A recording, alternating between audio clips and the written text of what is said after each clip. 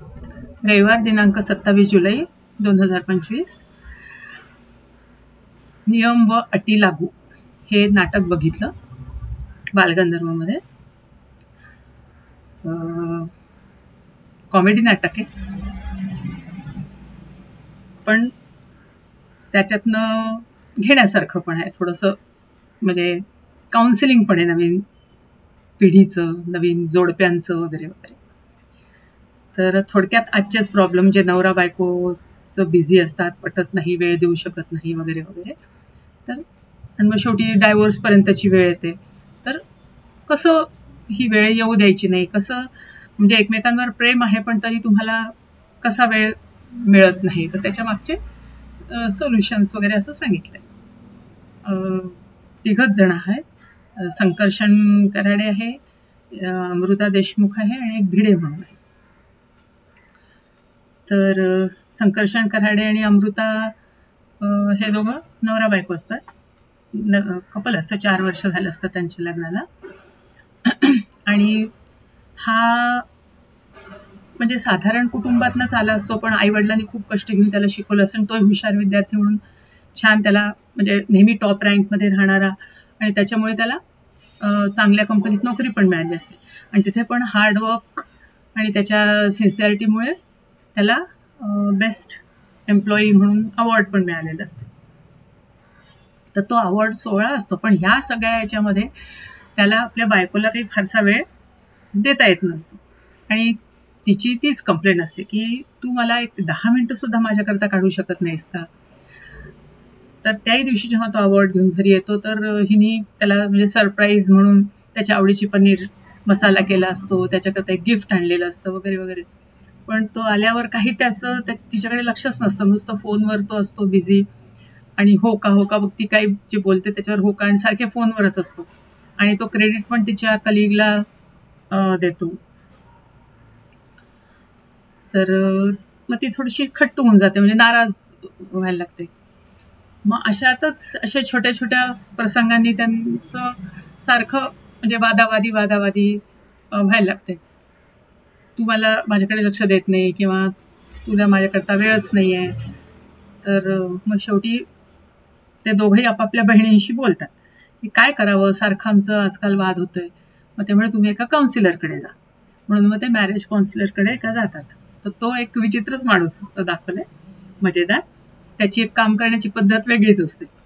तर त्याचे ते नियम आणि अटी असतात की तुम्ही हे माझे नियम आहेत आणि ही तुमच्याकरता अट आहे. तर नियम क्रमांक 1, 2, 3, 4 अशा 10 अटी, तर त्या तुम्हाला पाळाव्याच लागणार. तर सगळ्यात आधी तुम्ही तुमच्या घराची मला किल्ली द्यायची, मी केव्हाही तुमच्या घरी येईन, केव्हाही जाईन, तुमच्यावर मला म्हणजे मला तुमच्या नकळत मला तुमचं ऑब्झर्वेशन पाहिजे. आणि मग हा नाहीच चाललं असतं याचं संकर्षणचं, पण ही म्हणते ओके, म्हणजे तयार होते शेवटी, म्हणजे तिचं ऐकावं लागतं, आणि मग त्यांचं ते काउन्सिलिंग सुरू होतं. पण म्हणजे हा मग करून दाखवतो की कसं प्रेमाने बायकोशी बोलायचं, आल्याला तुम्ही कसे बूट फेकता, सामान फेकता, तर विचारपूस आणि तिची करत नाही, तिला विचारायचं आज तुझा दिवस कसा गेला, तू कशी होती काय. तर तो म्हणतो हे आपल्याला काही जमणार नाही वगैरे म्हणे, असं आर्टिफिशियल वागणं. तर म्हणे नाही, हे फार गरजेचं आहे. म्हणजे सांग, हा पण म्हणतो तिला तू आल्यावर लगेच कटकट नको करत जाऊ, त्याला पाणी आणून दे, गुळ पाणी दे, म्हणजे तो त्याच्या पद्धतीचं सोल्युशन सुरू करतो. बरं, अशा याच्यातच म्हणजे जे चाललं असतं पण ते काय फार इफेक्टिव्ह नसतं. त्यात अचानक नागपूरहून हिच्या आईचा फोन येतो की वडिलांना ऍडमिट केलेलं आहे, सिरियस आहे, काय होईल काही सांगता येत नाही, तुम्ही ताबडतोब निघा. आता याला नेमकं ऑफिसमध्ये कामं असतातच, पण तरी तो स्वतःहूनच म्हणतो की आपण उद्याच्या 5:30च्या फ्लाईटनी सकाळच्या जाऊ नागपूरला, तू काही काळजी करू नको, मी येतोय तुझ्याबरोबर. आणि तेवढ्यात फोन येतो ऑफिसमधून की उद्या आपल्या इथे प्रेझेंटेशन आहे आणि ते तुम्हीच द्यायचंय, तर आणि आपल्या कंपनीच्या याचा प्रश्न. हा म्हणतो की नाही माझं असं ते मला काही माहित नाही, म्हणजे तुम्हालाच करायला लागेल. मग ही परत हा म्हणतो ठीक आहे, मी उद्या तुला बसवून देतो. म्हणजे मला जर एकटीलाच जायचंय तर मग मी आत्ताच जाते ना, कशाला. आणि मग ती तणतणत म्हणते मी आता परत येणार नाही, आणि निघून जाते. पण हा इथे घरात बसून सगळं नागपूरची व्यवस्था म्हणजे करून ठेवतो, त्यांचं हॉस्पिटलमध्ये ऍडमिट काय म्हणजे सगळ्या टिप्स घेऊन ठेवतो की काय, आणि त्यांना टिप्स देतो. आणि त्याचं जेव्हा सगळं काम संपतं तेव्हा तोही नागपूरला पोहोचतो. पण ही गुजरातच असते आणि सगळं ठीक असतं, म्हणजे वडिलांची पण तब्येत हे झाली असते, ओके असते वगैरे वगैरे. तर हा 2 दिवस तिथे थांबतो आणि मग म्हणजे त्याला असं वाटत असते की ही येईल आपल्याबरोबर किंवा बोलेल चांगलं प्रेमाने, पण ही काही बोलत नाही. मग हा पण तावातावानी की आता मी तुला शेवटचं विचारतोय, तू येणार आहेस का नाही किंवा बोलणार आहेस का नाही, नाहीतर मी पण आता हे शेवटचंच. आणि तो चालला जातो, मी काही पुन्हा येणार नाही तुला घ्यायला. मग झालं, तो काउन्सिलर बघतो की यांचं फारच फाटत चाललंय, मग आता आपल्याला काहीतरी आयडिया केली पाहिजे आणि या दोघांना एकत्र पुन्हा आपल्या ऑफिसमध्ये आणलं पाहिजे. इथे 2 टोकाला राहून ते उपयोग नाही. मग तो खोटच याला सांगतो संकर्षणला की ती डायव्होर्स पेपर तयार करवते आणि तिला सांगतो की ती जे त्याच्या ऑफिसमधली कलिग आहे ती सारखी घरी येते ना, आता ते तुमच्याच घरी येऊन राहते. झालं, तिला ते एकदम हे होतं. तर ती ताबडतोब नागपूरहून येते आणि ऑफिसमध्येच येते आणि हाही ऑफिसमध्ये आलेला असतो. तर हा म्हणतो, तुला एवढी घाई झाली का पेपर वगैरे तयार करायची? कसले पेपर? तर म्हणे तुला काय म्हणे, माझ्या वाचून काही अडतच नसेल, पूजा आहे, असं आहे तसं आहे. म्हणजे तो ती दोघांचं मग तेव्हा दोघांचे हे क्लिअर होतात की रागाने का होईना ते बोलतात वादावाद, आणि त्यांना कळतं की ह्याच्यातलं आपण काहीच केलेलं नाही आहे आणि हे आपल्याला यांनीच काउन्सिलरनीच इथे बोलवण्यासाठी केलंय. आणि मग तो म्हणतोच, हो तुम्हाला एकत्र आणण्यासाठीच मी हे केलंय. तरी ती मग चिडतेच, ती म्हणते काही नाही, मला म्हणे तुझ्यात काही बदल होणार नाही, मला तुझ्यावर राहायचं नाहीये. आणि ती वॉशरूम मध्ये जायला उठते, तर तिच्या पर्समधून एक म्हणजे पाकिट पडतं, त्याच्यातलं कागद पडतं. तर हा उचलून बघतो, तर ते डॉक्टरचा रिपोर्ट असतो, ही म्हणजे पॉझिटिव्ह असते प्रेग्नन्सी टेस्ट. मग त्याला खूप आनंद होतो. तो म्हणतो, अरे वा, मी बाबा होणार आहे, आता माझी जबाबदारी वाढणार आहे, मला आता हिच्यावर राहायलाच पाहिजे, असं भांडून उपयोग नाही.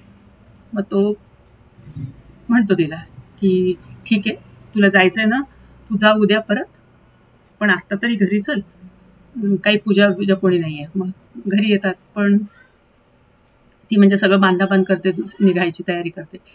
मग तो म्हणतो, आता मी तुझ्याशी प्रेमाने वागत जाईन, तुझी काळजी घेईन, तुझी विचारपूस करीन, आता जबाबदारी माझी वाढली, मी बाबा होणार आहे ना, असं. ती म्हणते, तुला कसं कळलं? मग तो सांगतो, मला पेपर मधून कळलं वगैरे असं. तर ती म्हणे, मग नक्की मी नको जाऊ का? म्हणजे मी जाऊ नको का? असं ती विचारते. तो म्हणतो, बघ म्हणजे तुला काय वाटतं, मला तर असं वाटतं तू राहावं इथे. आणि मग म्हणजे दोघांचं हे होते, सॉर्ट होतच आहे. तेवढ्यात परत फोन येतो आणि परत ऑफिसचाच असतो की बा तुमचं प्रेझेंट आहे, त्या दिवशीचं तुम्ही एक्सलंट काम केलं, जॉब सगळे तुम्ही अप्रिसिएशन करतायत आणि लंडनमध्ये आपली ब्रांच उघडायला, आणि ते म्हणतात आम्हाला हाच माणूस लंडन ब्रांचला पाहिजे, तर तुम्हाला लगेच निघावं लागेल. हा म्हणे, मी आता कुठेही जाणार नाही आणि मला काही लंडन ब्रांच नको, दुसरं कोणीतरी बघा, मला आता माझी जबाबदारी वाढली, मी इथेच राहणार. मग तो पहिल्यांदा स्पष्ट तिथे बोलतो, जे काउन्सिलरने सांगितलं असतं की काही गोष्टी स्पष्ट तुम्ही बोलायच्या असतात. मग म्हणजे तो सांगून टाकतो की नाही, काही करा तुम्ही. मग हिला आनंद होतो. मग ती पण म्हणते, हो मी पण आता काळजी घेईन तुझी, असं तसं लक्ष ठेवीन. आणि काउन्सिलरने तिला हे सांगितलं असतं की तुम्ही जे म्हणता मला वेळ देत नाही, मी बोर होते एकटी, तुम्ही मागे सांगितलं होतं की तुमचे छंद आहेत रांगोळ्या काढणं, पेंटिंग करणं, मग तुम्ही ते जोपासा. दोघे जण आपापल्या छंदांमध्ये, त्याला जर ऑफिसमध्ये राहणं गरजेचं आहे किंवा ऑफिसचं प्रोग्रेस करणं किंवा तिथे लक्ष देणं गरजेचं आहे, आणि असं तर नाही ना. मग तो पण म्हणाला, बाकीच्या मग गोष्टी घरात आणायच्या नाही ऑफिसच्या, आणि तिच्याशी तुम्ही नंतर जेवायला वेळ काढता, बेडरूम मध्ये वेळ, तर मग असं 10 मिनिटं बोलायला वेळ काढा, एकमेकांची सुखदुःख समजून घ्या आणि आपापले आनंद जोपासा. म्हणजे तुम्हाला आनंदात राहाल, म्हणजे तुमची जी चिडचिड होते किंवा वेळ नाही असं होत आहे, नंतर असं होईल की तुम्हालाच वेळ पुरणार नाही, असं म्हणजे सगळं समजवतं. आणि मग हे सगळं त्यांचं असं छान छान होतच असतं. तेवढ्यात परत त्या काउन्सिलरचा फोन येतो. तो म्हणतो, काय झालं का तुमचं सॉर्ट? ठीक आहे म्हणे, माझी एक अट असते की ठीक आहे, मग आता आपण नंतर आपण भेटू. मी आता एका माझ्या कुटुंबाकडे चाललोय की ज्यांचं मिटलं आहे भांडण. कारण माझी शेवटची अट असंच आहे की जेव्हा सॉर्ट होते सगळं नवरा बायकोचं, तेव्हा त्यांच्याकडे 8 दिवस मी राहायला जात असतो आणि तेवढ्यात बेल वाजते दारावरची. तर हाच असतो. म्हणजे अरे तुम्ही आता म्हणाले ना, मग म्हणे तुम्हीच हा माझं कुटुंब ज्यांच्यात आता सगळं म्हणजे घटस्फोटाचा वगैरे काही प्रॉब्लेम नाही आणि मनोमिलन झालंय, त्याच्यामुळे मी आता तुमच्याकडे 8 दिवस राहणार आहे. दोघे जण डोक्यावर हात मारून घेतात. म्हणजे एका प्रकारे असं थोडंसं बॅकग्राऊंड सिरियस किंवा प्रॉब्लेम घेऊन केलेलं आहे, पण ओव्हरऑल असं कॉमेडी नाटक आहे. सांगते.